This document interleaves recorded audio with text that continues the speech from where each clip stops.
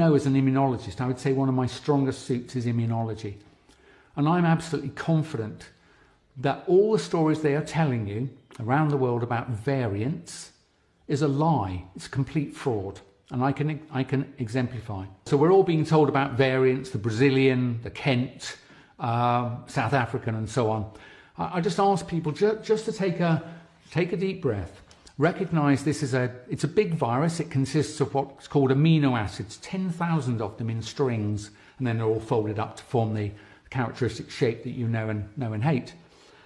If you go and look for the virus that is most different from the one originally sequenced in Wuhan about 16 months ago, you will find that the most different variant is only 0.3% different. So it's 99.7% identical. They're all of them 99.7% identical to the original. And you might be thinking, that doesn't sound like enough to escape the human immune system. And you're right, it's not, and I can prove it. That the 2003 SARS virus is related to SARS-CoV-2. They differ by about 20%, 20.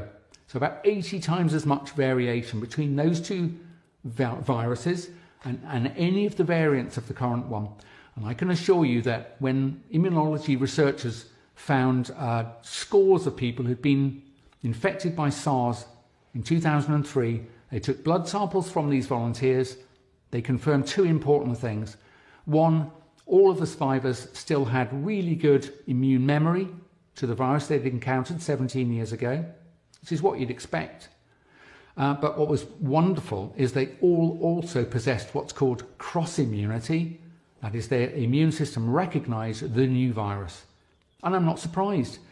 The human immune system essentially takes multiple pictures of any pathogen that it encounters, often between 15 and 30 pictures.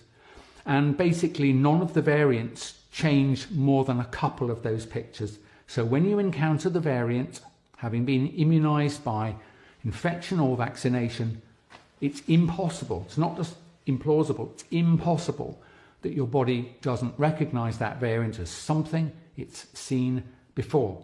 So your governments are lying to you, and in my case, United Kingdom has closed the border effectively, really restricted international travel. And the reason they give is because of these variants, which I know for certain is a lie. They're not a problem at all.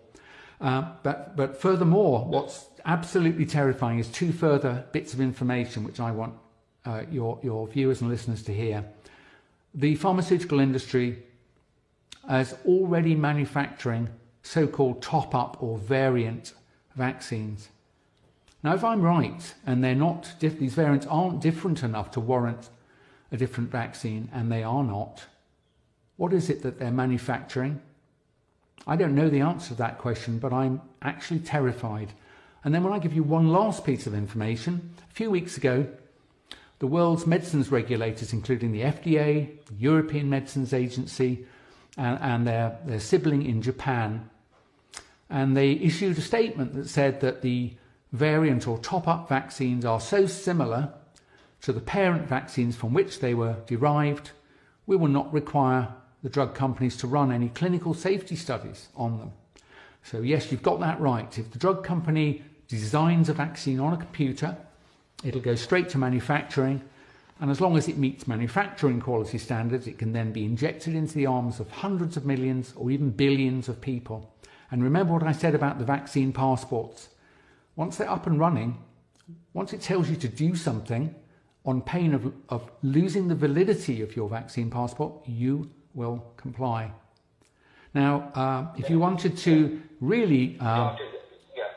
Yeah, if you wanted to be really terrified, since it's not my crime, I don't know why they're manufacturing top-up vaccines, and so I don't know what their intent is in injecting you.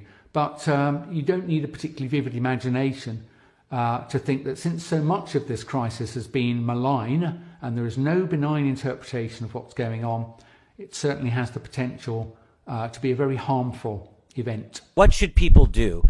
when they're confronted with this pressure, and there's enormous pressure all over the world. It's not obviously just in the UK or America, it's everywhere.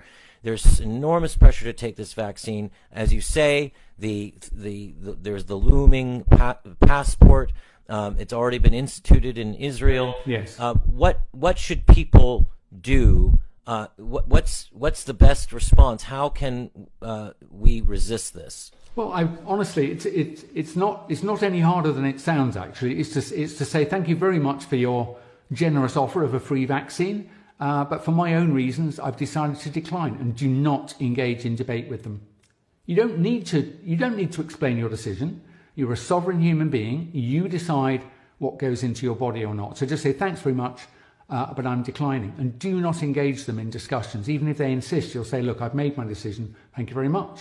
And then the other thing that must be done is to prevent the vaccine passport system coming into being.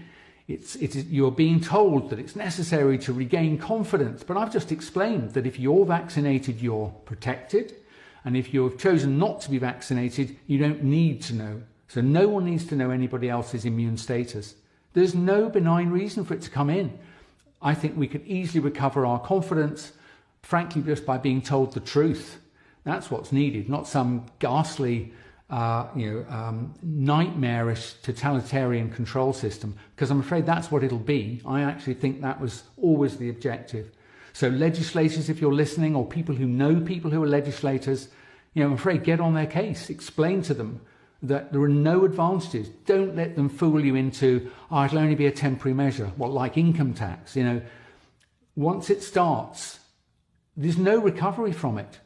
And I've just explained, I've given you examples that if you're asked to do anything at all for yourself or in relation to your children and grandchildren, if you're told, if you don't comply, we will henceforth turn off the validity of your vaccine passport, say you won't be able to go to the shops anymore. Eventually you might not be able to buy gasoline or leave your house. Whatever the rules the controllers set, you will then be coerced into doing whatever they tell you. Is that really what you wanted? If not, you better start demonstrating, because single individuals like me can do nothing. I can warn you and explain how much danger we're in, but you behind the camera, you watching, if you don't do something, these criminals are going to steal liberal democracy and freedom forever.